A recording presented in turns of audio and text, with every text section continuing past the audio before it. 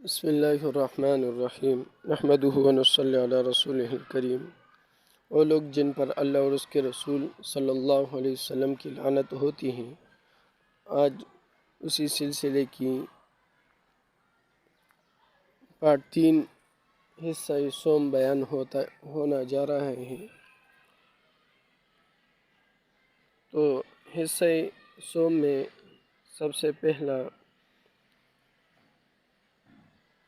جو ہے وہ بہت خطرناک وعید ہے، اور اس میں سب سے بہت خطرناک وعید ہے جانور سے بدفعلی کرنے والے پر اللہ اور اس کے رسول صلی اللہ علیہ وسلم کی لعنت ہوتی ہے۔ اور 37 نمبر پر لوگوں کے راستے پر گندگی پھینکنے والے پر عام، اور 38 نمبر خوبصورتی کے لیے گودنے والیوں پر، چہرے کے بال اکھاڑنے والیوں اور سامنے کے دانتوں کے درمیان کشادگی پیدا کرنے والیوں پر۔ 39 نقلی بال لگانے والی پر۔ 40 جسم پر نقش بنانے والی پر۔ 41 ماتم اور نوحہ کرنے والی پر۔ 42 بے شک دنیا ملعون ہے اور جو کچھ دنیا میں ہے وہ بھی ملعون ہے سوائے اللہ کی یاد اور اس چیز کے جس کو اللہ پسند کرتا ہے۔ 43 دین میں نیا کام نکالنے والے پر۔ 44 بیوی سے دوبر میں مباشرت کرنے والے پر۔ 45 اہل بیت کی عزت کو پامال کرنے والے پر۔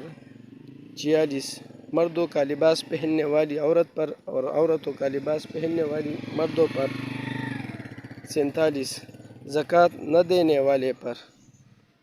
آخر میں حدیث قدسی بیان ہو رہا ہے۔ حدیث قدسی، اس میں بھی بہت خطرناک وعید ہے۔ حدیث قدسی کی طرف توجہ دھیان کریں۔ حدیث قدسی میں ہے، اللہ پاک فرماتا ہے کہ جب میں کسی سے ناراض ہوتا ہوں تو اس پر لعنت بھیجتا ہوں، اور میری لعنت اس کی 7ویں اولاد تک پہنچتی ہے، یعنی 7ویں پشت تک پہنچتی ہے۔ یہ سب کتاب الزہد امام احمد رحمہ اللہ اس کی کتاب سے ماخوذ ہے۔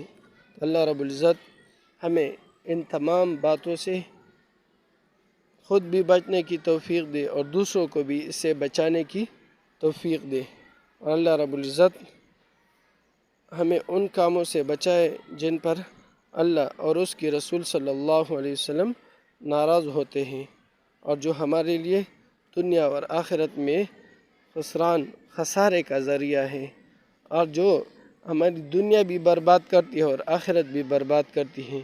دنیا میں تو ہم تھوڑی وقت کے لیے مزہ لیں گے، اپنے آپ کو خوش کریں گے، لیکن آخرت میں وہ ہمارے لیے کیا ہے؟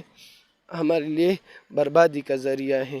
اور انہی کاموں سے اللہ رب العزت پہ دنیا میں بھی ہماری زندگی سے برکت نکالیں گے، اور ہم پر نحوست چھا جائے گی، جس سے ہمارے آگے اولاد میں بھی جس طرح 7 پشتوں تک پھر یہ نحوست جاتی ہے۔ اللہ رب العزت ہمیں اپنے حفظ و امان میں رکھے۔